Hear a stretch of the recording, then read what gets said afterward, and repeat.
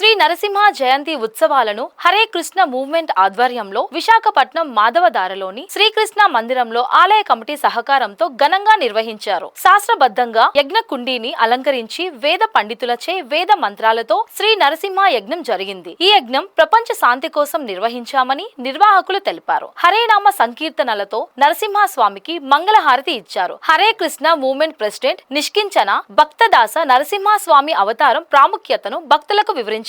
శాస్త్రముల ప్రకారం నరసింహ యజ్ఞం సర్వదోష నివారిణి అని తెలిపారు.